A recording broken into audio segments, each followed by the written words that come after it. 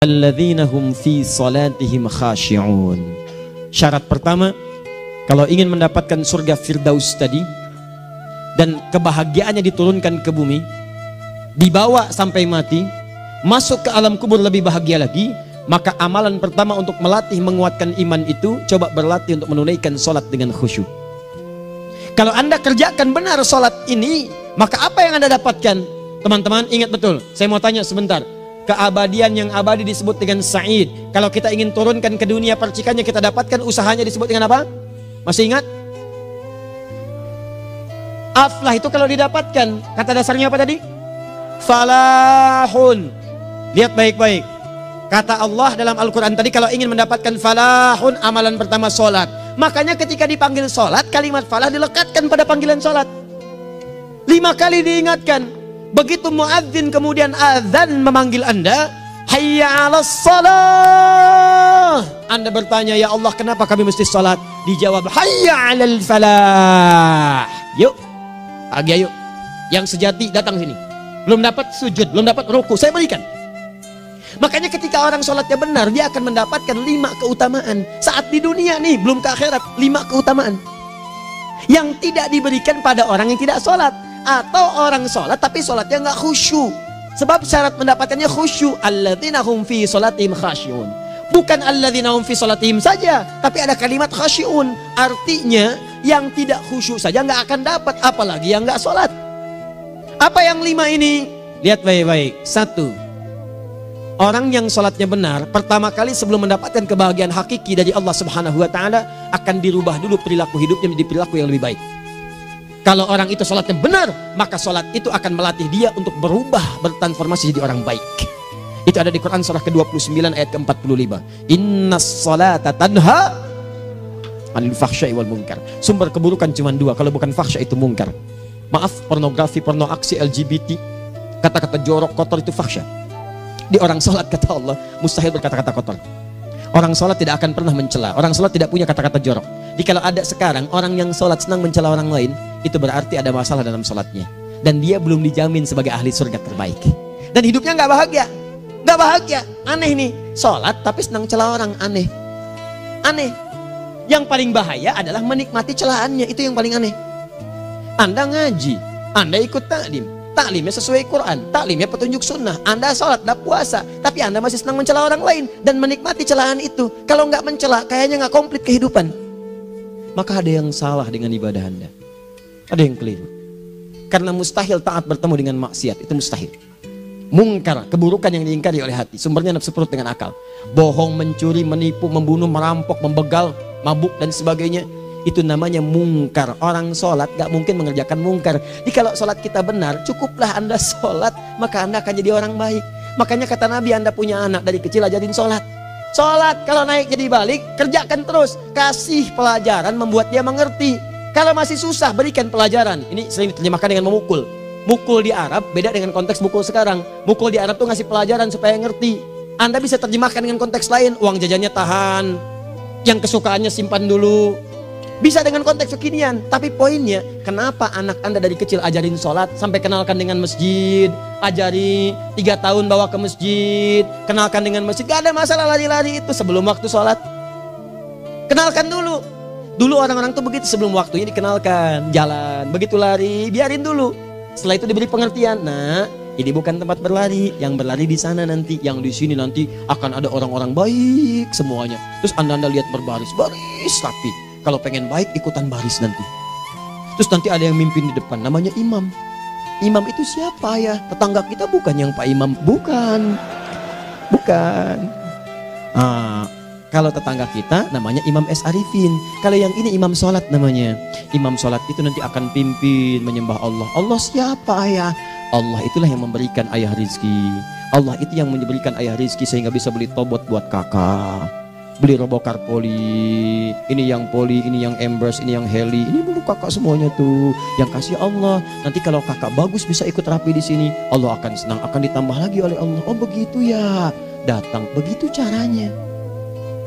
Ini bukannya waktu sholat belum dikenalin tadi bawanya main-main di masjid. Bahkan ada yang agak repot lagi, di rumahnya susah diatur, dibilang, kamu ini susah diatur, main sana ke masjid, disuruh main, ya main di masjid. Yang salah bukan anaknya, orang tuanya. Apa rahasianya anak itu disuruh ke masjid, suruh sholat? Rahasianya, begitu anak itu sholat dengan baik, maka dia akan tumbuh jadi anak baik di kemudian hari. Itu maksudnya. Nah, sekarang saya agak bingung ini, pendidikan TK sekarang salah sih? Enggak, cuma saya agak bingung mikirnya. Ini anak belum diajarin sholat, udah diajarin manasik. Itu bagaimana cara berpikirnya Ferguson? Agak repot saya mikirnya tuh. Ya, walaupun salah sih enggak, cuma saya bingung gitu. Kenapa nggak dikerjakan tahap yang pertama dulu? Tangga itu kan berurutan, nggak bisa Anda lompat langsung ke 5. Kan 1, 2 belum terlewati. Jelas ya? Nah, ini gambarannya. Sholat nih. 1 pasti baik. Jadi kalau sekarang sholat, lisan belum baik, mata belum baik sampai ke kaki, berarti ada yang salah sholatnya tuh. Ada yang nggak tepat. Tangan sembarangan, snack orang ngambil. Awas. Tuh sendal orang, mau wudhu nggak ada sendal, pakai sendal orang. Udah bilang belum? Kehujanan pakai payung orang. Udah bilang belum? Ya kan gampang Ustaz. Ini kan juga mungkin diikhlaskan karena Allah. Ya ikhlas, cuman pakainya belum minjam. Bagaimana kalau sedang pegang payung itu keluar, Anda meninggal? Coba mikirin ke situ. Coba ke kantor. Kalau didorong proyek yang nggak jelas, minta tanda tangan, pikirin dulu bagaimana kalau meninggal. Kemarin saya sama teman-teman artis saya katakan begini, Anda ya, kalau Anda mengaji dengan saya, jangan pernah menerima peran maksiat. Walaupun itu sekedar adegan, tapi itu maksiat. Kalau bayangkan ketika Anda memerankan itu, Anda diwafatkan oleh Allah Subhanahu Wa Taala. Maka demi Allah saya katakan tidak ada faedahnya Anda ngaji sekarang, ngaji besok. Ketika Anda menerima peran itu, Anda wafat dalam keadaan bermaksiat di hadapan Allah Subhanahu Wa Taala. Maka saya pun katakan pada Anda, ayo belajar yang betul. Pahami, bangun sholat, belajar, dalami seperti orang tua kita dulu. Tinggalkan nyontek, budaya yang gak jelas. Rasakan ketika nyontek Anda wafat. Apa yang Anda dapatkan? Di Libya itu, kalau nyontek, di Libya ya, saya pernah sekolah di Libya nih. Itu kalau nyontek, dibiarin aja dulu. Dan rekornya 100% ketahuan. Begitu sudah selesai, cuma jeda 2 jam, langsung ada panggilan. Si Fulan silahkan datang ke kantor. Apa yang disediakan di kantor sudah siap. Anda diberi waktu 2 jam dari sekarang, siapkan beres-beres koper Anda. Di sini tertulis Anda akan pulang. Tiketnya sudah lengkap, dikawal 2 orang. Dituliskan di situ anak ini nyontek gak boleh kembali ke sini. Libya. Gak ada zero tolerance bagi yang seperti itu, keluar. Kami gak terima di sini. Harusnya begitu. Gak ada faedahnya. Yang kita butuhkan amalan dari ilmu, bukan nilai-nilai itu sementara. Gak ada. Sudah. Nah ini akhirnya begini kualitasnya nih. Tertulis di ijazahnya bagus, cum laude, IPK-nya 4, tapi nggak ada aplikasinya. Yang pintar banyak, kita butuh yang baik, pintar yang baik. Sekarang yang pintar banyak, kepintarannya dipakai untuk nipu orang. Itu yang bahaya. Ahli hukum banyak yang dihukum. Ahli ekonomi tidak bisa mengangkat perekonomian. Apa yang salah? Apa yang salah? Ini yang jadi persoalan. Tapi dasar manusia, begitu di sidang mulai pakai peci, pakai baju koko, pakai tasbih, ada yang pakai kerudung. Luar biasa. Nih 2. Orang kalau sholatnya benar, Allah akan berikan ketenangan dalam jiwanya. Tenang hatinya. Jangankan musibah kecil, musibah paling besar pun tenang aja dia. Tenang, dia paham rumusnya. Allahu Akbar. Turun Quran surah ke-13 ayat ke-28. Ala bidzikrillahi tatmainnul. Yakinkan pada dirimu, zikir kepada Allah membuat hati tenang. Di antara turunan zikir amalannya adalah sholat. Dari mana taunya? Quran surah ke-20 ayat ke-14. Innani anallahu la ilaha illa ana fa'budni wa aqimis salata lidzikri. Saya Allah, kata Allah ke Nabi Musa. Tidak ada Tuhan selain saya, sembah saya. Bagaimana menyembahmu ya Allah? Tunaikan salat sebagai zikir kepada saya, zikir. Nah, maka kalau Anda sedang tidak tenang, ayo ke masjid. Banyak zikir itu, baca Quran zikir. Quran surah 15 ayat 9. Inna nahnu nazzalna dzikra. Kami turunkan Al-Quran sebagai zikir. Jadi kalau Anda sedang baca Al-Quran, Anda sedang berzikir. Ibu kalau sedang gak tenang, Bu, gelisah, gak enak, gak usah mengeluh, apalagi bikin status gak karuan. Ibu wudhu, ambil mushaf baca. Begitu sedang baca ada ketenangan dalam jiwa. Berdoa, zikir. Kalau sedang gak tenang, besok ada proyek, doa dulu. Doa itu memberikan ketenangan. Makanya doa disebut dengan zikir. Quran surah ke-7 ayat 205. Wadhkur rabbaka fi nafsika tadarruan wa khifatan wa dunal jahri minal qaul. Ayo berzikir, minta kepada Allah dengan segenap jiwamu, mohon dengan penuh ketawaduan. nanti ketenangan diberikan. Menghafal Quran, baca itu zikir. Quran surah ke-54 ayat 17, 22, 32, 40. Walaqad yassarnal Qur'ana lidzikri fahal mim mudzakir. Menyebut nama Allah, Al-Asmaul Husna itu zikir. Sedang ada persoalan, ya Allah, ya Allah, ya Allah, ya Rahman, ya Rahim, ya Malik, ya Qudus, ya Allah, ya Allah, ya Allah, ya Allah. Zikir. Dalilnya Quran surah kedua ayat 152. Fadhkuruni adzkurkum. Sebut namaku, zikir. Apapun akan mengingatmu. Gimana menyebutnya? Ditafsir di Quran surah 17. Ayat keberapa? 110. Qulidullah awid rahman ayyamma tad'u falahul asmaul husna. Sebut nama Allah. Itu menenteramkan pada jiwa. Sedangkan sholat gabungan dari semua zikir tadi. Bukankah dalam sholat Anda baca Al-Quran? Bukankah dalam sholat Anda menghafal Al-Quran? Bukankah dalam sholat Anda berdoa? Bukankah dalam sholat Anda istighfar? Anda mohon digabungkan semua itu. Amalan sholat menggabungkan semua jenis zikir. Masa Anda nggak tenang juga? Makanya sholat, jangankan sholat ya, tempat sholat itu yang menenangkan. Tempat sholat, tempat paling tenang di muka bumi. Kalau nggak percaya silahkan ya, Anda sebelum masuk ke Istiqomah ini, begitu Anda masuk kan perasaannya beda kan? Lain. Silahkan cek, kalau cari ketenangan datang ke masjid. Masuk, wudhu masuk, sholat 2 rakaat tenang. Dekat kipas angin, saking tenangnya, plek ngantuk tidur. Beneran, enak. Makanya saat Ramadan kalau orang pengen cari ketenangan, lihat di perusahaan-perusahaan penuh tuh musola, pada tidur. Ya, mengamalkan hadis palsu. Ya, dia musoim ibadah, tidurnya orang puasa ibadah, hadis palsu. Nah, itu teman-teman. Itu gambarannya tiga. Orang yang salatnya khusyuk benar, itu dijamin langsung oleh Allah Subhanahu wa taala akan dimudahkan semua urusan hidupnya termasuk rezekinya. Ini yang saya katakan. Jadi saya katakan tadi, di akhirat ini, di surga, rezeki tinggal ngambil. Anda kalau benar sholatnya, itu langsung dijanjikan oleh Allah. Rezeki itu nggak perlu Anda banyak pikirkan. Ikhtiar sedikit, datang. Bahkan dari sisi yang tidak Anda duga. Apa dalilnya? Quran surah ke-65 ayat 2 dan 3. Ditafsir di Al-Baqarah ayat 2 dan 3. Wa may yattaqillaha yaj'al lahu makhraja. Ada orang yang meningkatkan takwanya kepada Allah, kami mudahkan urusan hidupnya. Setiap persoalannya diberikan jalan keluar, mudah. Solusi. Setiap ada problematika, ada solusi. Wa yarzuqhu min haitsu la yahtasib. Dan kalau dia ingin mendapatkan rezeki, bahkan kami kirimkan dari sisi yang tidak dia duga. Orang lain capek ini datang lagi, tawaran proyek datang lagi. Utsman tuh Masya Allah kayanya banyak, tapi yang paling dirindukan bukan saat mendapatkan peningkatan omsetnya, yaitu saat dia mendapatkan waktu khusus dengan Allah untuk sholat malam hari, sampai-sampainya sempat sholat tahajud sampai khatam Al-Quran. Abdurrahman bin Auf demikian, Tamim Ad-Dari demikian, sholat karena tahu sholat itu meningkatkan rizki. Karena tahu kuncinya ada di situ, Allah yang punya rizki, disebut dengan Razzaq, pemilik rizki. Maka saya harus punya hubungan dekat dengan Allah. Kalau sudah punya hubungan dekat, mau apa aja gampang. Belum minta, udah diperhatikan. Silahkan cek, Anda punya hubungan baik dengan bos Anda di kantor. Sebelum Anda minta, beliau udah pikirin tuh, telepon bendahara. Dia udah ngambil belum gajinya? Belum Pak, tambahkan bonus sekian. Kenapa? Karena dia mengawasi Anda. Allah maha tahu dibandingkan dengan bos Anda. Mendekat kepada Allah, semua diperhatikan oleh Allah. Siapa orang takwa itu? Kalimat takwa pertama di Al-Quran Al-Baqarah ayat 2, amalannya ayat 3. Dzalikal kitabu la raiba fihi hudal lil. Siapa mutakin itu? Ayat 3-nya. Alladzina yu'minuna bil ghaib wa yuqimunas shalah. Gampang. Kalau pengen mudah hidupnya gampang. Biaya nggak mahal, tenaga nggak banyak, tingkatkan takwa nih. Jadi kalau hidup Anda masih susah, di kantor champion, di rumah tangga bermasalah terus, atau sebaliknya, maka boleh jadi kalau gelar Anda tinggi, harta Anda banyak, tapi selalu punya masalah. Bukan Anda kurang hebat, bukan Anda kurang kedudukan, bukan Anda kurang kaya, Anda kurang takwa. Dan yang paling dahsyat, mungkin sholat Anda belum berkualitas. 4. Orang yang sholatnya benar, khusyuk dia. Bahkan saat sholat itu kalau dia minta, maka seketika doanya akan dikabulkan. Tanpa diskusi, langsung seketika. Contoh, Quran surah ketiga ayat 38 sampai 39. Demi Allah saya katakan, Nabi Zakaria punya masalah, masalahnya pelik. Sudah berumah tangga, istrinya divonis monopos, maaf bahkan mandul. Gak mungkin punya keturunan. Maka apa yang beliau kerjakan? Secara singkat beliau sholat. Begitu sholat minta kepada Allah. Hunalika da'a Zakaria rabbah. Di mihrab itu beliau bermohon kepada Allah. Bermohonnya sambil sholat. Qala rabbi habli min ladunka dzurriyyatan thayyibah innaka sami'ud du'a. Ya Allah, mereka katakan saya nggak mungkin punya keturunan. Sekarang saya ingin katakan, ya Allah, saya hanya minta darimu saja, saya nggak akan dengarkan mereka. Ya Allah, mohon Engkau maha mendengar, ya Allah.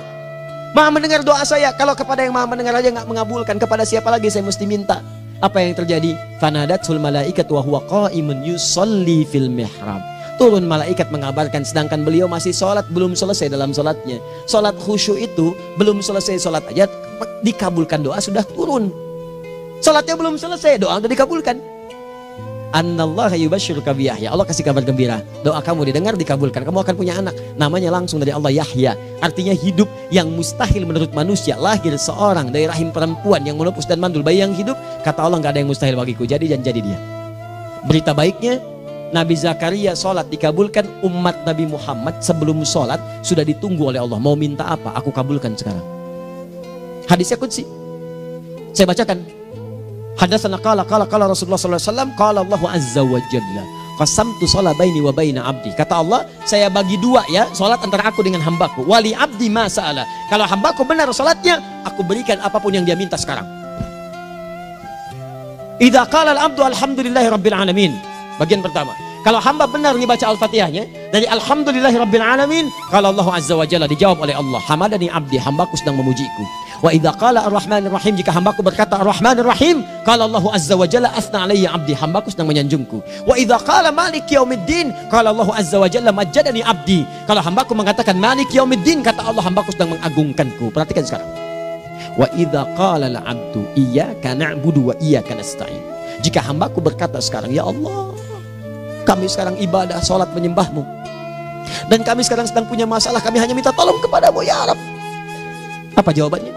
Beda dengan sebelumnya. Kata Allah, hadza baini wa baina abdi, inilah perjanjian antara aku dengan hambaku. Wali abdi, kalau hambaku benar khusyuk sholatnya sampai detik ini, baru sampai Al-Fatihah itu pun belum tuntas, baru sampai Al-Fatihah itu pun belum tuntas. Kalau benar bacaannya betul, sholatnya dari takbir sampai dengan selesainya, sampai ayat itu, iyyaka na'budu wa iyyaka nasta'in, kata Allah, masalah apapun yang dia minta sekarang aku akan kabulkan.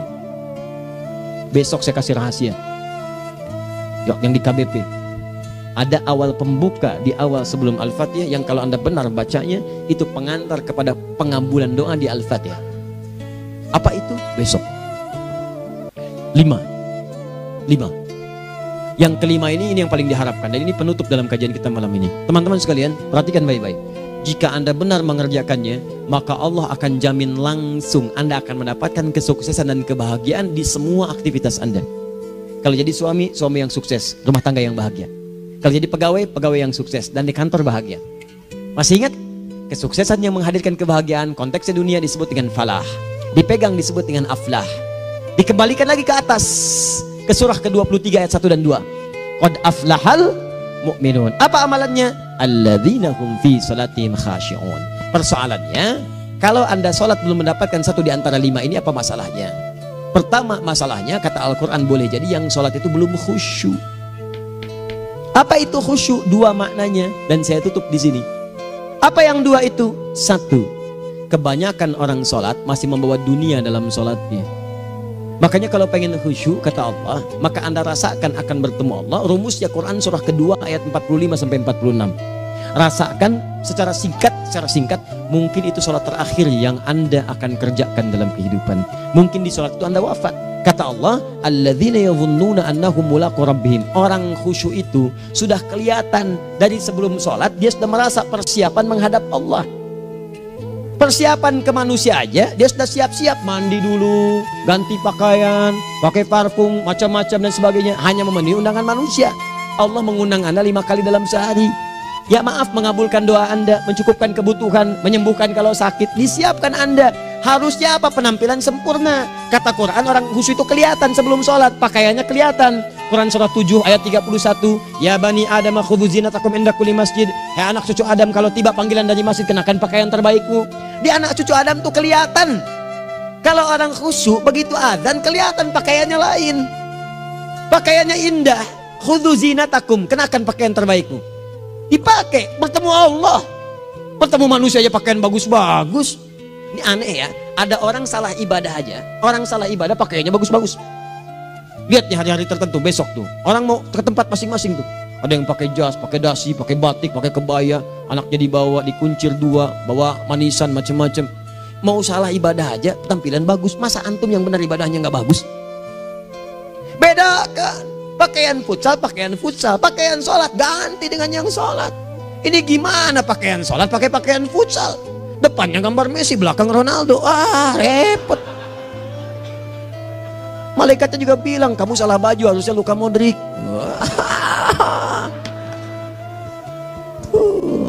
Hafal saya. Ayo mau tanya apa? Mourinho dipecat saya tahu. Lagi nganggur sekarang, ditawarin Benfica dia nggak terima. Sekarang jadi dia komentator di BeIN Sport. Nanti sebentar lagi dia akan komentar di laga Saudi dengan Qatar dan komentar laga Arsenal dengan Ipswich. Digantikan oleh Solskjaer. Dia super sub dulu. Ya, super sub. Ya, the baby assassin, ya pembunuh yang berwajah baby face. Masuknya di akhir-akhir, gol. Sekarang melatih dia 5 kali kemenangan, belum kalah sama sekali. Saya hafal itu. Tapi masih di urutan ke-6, tapi jaraknya ke yang keempat itu tinggal 3 poin lagi. Hafal saya. Liverpool tahu cuma 4 poin sekarang bedanya, kemarin 7 kalah 2-1 sama Manchester City. Walaupun banyak analisis yang menyebutkan mungkin itu diberikan saja gitu kan, karena ada yang lain-lain. Hafal kedua Manchester City. Hafal saya. Ayo mau tanya apa lagi? Tottenham Hotspur ke bawahnya, ada Chelsea, ada Arsenal, baru kemudian Manchester United. Liga Italia, wah udah gak kekejar Juventus. Ya, apa lagi? Dan seterusnya lah. Gak ada ujungnya bahas yang begituan. Jelas ya? Maksud saya, Anda tanya itu saya jawab. Tapi tidak menghilangkan ibadah kita yang lain. Dan apa ruginya? Ya tahajud lah. Apa yang bisa dikerjakan besok, lihat besok. Ya kan tahajud kan bisa besok. Ada orang tahajud jam 10 pagi? Gak ada. Lebih baik Anda kerjakan malam tahajud. Yang tidak bisa dilihat malam bisa dilihat besok. Cara berpikirnya bagaimana kalau besok meninggal? Gak kesampaian teman-teman sekalian. Gak kesampaian. Nah maka dari itu, Anda kalau mau ada panggilan sholat, siap-siap baju yang bagus. Itu sempurnakan. Anda panggilan orang mandi, panggilan Allah, buka Quran surah 5 ayat 6, sempurnakan wudhu. Ya ayyuhalladzina amanu idza qumtum ila shalah faghsilu wujuhakum, wudhu yang baik. Berpakaian yang rapi. Kenapa? Karena boleh jadi saat dipanggil Anda wafat saat itu. Maka wafat Anda dalam keadaan yang suci, dengan keadaan tobat, dengan pakaian terindah pada saat itu. Yang kedua, maaf, orang-orang kurang khusyuk itu saya tutup. Yang kedua itu karena kebanyakan orang sholat tidak paham, tidak mengerti apa yang dibaca dan dilakukan dalam sholatnya. Jujur pada diri sendiri, jawab pada diri Anda. Sampai sekarang Anda sholat, berapa persen bacaan sholat yang Anda pahami? Jangan-jangan selama ini Anda sholat ribuan kali sujud, ribuan kali ruku, gak ada yang paham yang dibaca. Sekian persen yang paham, bagaimana sholat Anda bisa khusyuk? Pekerjaan Anda dipahami, urusan akhirat Anda gak dipahami. Di mana cara berpikirnya? Aku yang bagaimana atau engkau yang harus bagaimana? Ya, coba berubah. Nah ini baru satu amalan, belum yang lainnya. Ada 5 amalan lagi yang kalau kita bisa turunkan itu, selain sholat yang khusyuk, maka jaminan tadi akan datang. Baru sholat khusyuk aja 5 datang, apalagi ditambah dengan 5 amalan lainnya lagi. Demi Allah saya katakan, dunia kecil sekali, gak ada nilainya. Akhirat aja enak, nikmat. Saya ketemu Ustaz Arifin beberapa waktu lalu dan kita doakan semoga Allah berikan kesembuhan, kesehatan. Saya datang, biasa kita adamin berdoa, duduk. Bang istirahat, bang butuh istirahat, umat udah nunggu. Dah gak usah mikir yang lain, karena beliau cerita masjid, cerita zikro, cerita mana. Ya insya Allah. Nitipin ini, nitipin itu dan seterusnya. Dan yang paling indah adalah, bang kita saling panggil weekend. Nikmat. Gak ada yang senikmat ini. Zikir Allah, doa. Nah bayangkan sakit tapi masih nikmat gitu. Nikmat. Iya bang, saya paham. Istirahat dulu. Banyakkan nanti orang jengkuk. Saya pamit dulu ya, supaya bisa istirahat, supaya tenang. Lama kita pegangan tangan, ngobrol, saling mendoakan. Itu nikmat. Dan cara berpikirnya kalau sudah pakai iman, semua nikmat. Ada uang nikmat, gak ada uang nikmat, sakit nikmat, karena cara berpikirnya lain. Nanti kita bertemu lagi, saya terangkan pada Anda, dan saya contohkan satu kisah. Bahkan ketika ada orang yang diuji Allah dengan ujian yang sangat luar biasa, yang menurut sementara orang itu ujian sangat luar biasa menggetarkan jiwanya dan susah untuk bertahan, tapi orang ini nikmat saja menjalaninya. Nikmat. Ada yang di rumah tangga, ada yang di macam-macam. Contohnya banyak. Satu contoh saya berikan di malam ini. Sekali suami istri, wah luar biasa. Istrinya itu cerewetnya Pak, bukan cuma cerewet, ngeselin bagi suaminya. Maaf Bu ya, bukan ibu maksudnya. Jadi semua yang dikerjakan suami salah. Pengen mangga, ayah kalau kita sekarang dibeli mangga. Kenapa mangga yang ini? Saya pengennya mangga yang lain. Belikan mangga. Kenapa beli mangga aja? Jeruknya mana? Jeruk. Semua. Pokoknya semua yang kerjakan suami salah. Tapi suami tidak pernah mengeluh. Ini kerjakan, itu kerjakan. Satu kali, perhatikan cara memandangnya. Ketika iman sudah masuk ke dalam jiwa. Kata temannya, akhi, istri kamu ini begini, nyusahin kamu. Kenapa kamu gak cari yang lain? Kan gampang ada syariat. Udah pisahin aja, cari yang lain. Kamu tenang ibadah. Apa jawabannya? Hey, Allah sudah turunkan surga ke saya lewat dia. Kenapa kamu meminta saya untuk menjauhinya dan meninggalkan surga saya? Ini cara melihat dia. Bukankah ketika ada berbagai keluhan saya sabar? Bukankah sabar mendekatkan saya ke surga? Allah kirimkan tipikal istri seperti ini supaya mendekatkan saya ke surga. Dengan itu kan saya banyak pahala. Saya sabar, pahala banyak. Sudah Allah berikan pahala kepada saya. Kamu malah nyuruh saya untuk berpisah dengan pahala itu. Perhatikan cara berpikirnya. Indah. Kalau rumah tangga seperti ini semuanya enak gitu. Suaminya biasa-biasa, istrinya cantik, luar biasa. Begitu berdandan kelihatan, kata suaminya, Masya Allah, wajahnya tak berpaling, mata tak berkedip. Kata istrinya, ya zauji madzabik, sayang kamu kenapa? Wallahi syakiran lillah bihadari, demi Allah aku bersyukur mendapatkan istri secantik kamu. Kata istrinya, nahnu fil jannah zauji, kita berdua di surga. Kata suaminya, kok bisa begitu jawabanmu? Iya, kamu bersyukur dengan keadaanku, aku bersabar dengan keadaanmu. Catat. Bukankah orang syukur dan sabar di surga? Tuh lihat, canda-canda orang-orang soleh itu begitu. Nikmat ketawa walaupun nyelekit di hati. Cuman bawaannya enak gitu. Nah, nanti itu ada tuh, nanti saya turunin tuh. Yang di rumah tangga, yang ini, yang itu nanti. Kapan? Pertemuan berikutnya. Ya, jadi kita cukupkan dulu di malam ini apa yang kita pelajari, supaya nanti nggak terlampau banyak kita dapat materi. Cuma sayang sedikit mengamalkan. Saya sudah tuangkan di sini. Banyak saya tuliskan, termasuk di keluarga, di macam-macam. Ini saya tulis, tapi silahkan Anda baca. Kalau ada manfaat silahkan dapatkan. Kalau ada yang kurang silahkan sampaikan untuk dikoreksi. Semoga Allah muliakan kita semua insya Allah. Sekali lagi, perbaiki hidup. Jangan banyak mainnya. Dan sudah, jangan banyak membuang dengan yang sia-sia, apapun yang dihadapi. Sekali lagi, tolong jaga kondusivitas, bantu negara kita, ketertiban, keamanan. Kalau saya menyampaikan sesuatu ada singgungan dengan yang kekinian, itu maksudnya koreksi masukan-masukan supaya diperbaiki. Tapi tetap dalam urusan pemilihan kita punya pilihan masing-masing yang tidak boleh dipaksakan. Jelas ya? Baik, jadi ya saya sampaikan sekali lagi. Pertama, pilih mana? Anda dipaksa harus ikut, atau yang kedua, kita bebas memilih sesuai. Dah. Sudah ya. Jadi kita akhiri, subhanakallahumma bihamdika asyhadu an la ilaha illa anta astaghfiruka wa atubu ilaik. Wa akhiru da'wan alhamdulillahirabbil alamin. Berjumpa besok sesi terakhir fikih ikhtilaf di Masjid Ar-Rahman Kota Baru Parahyangan. Assalamualaikum warahmatullahi wabarakatuh.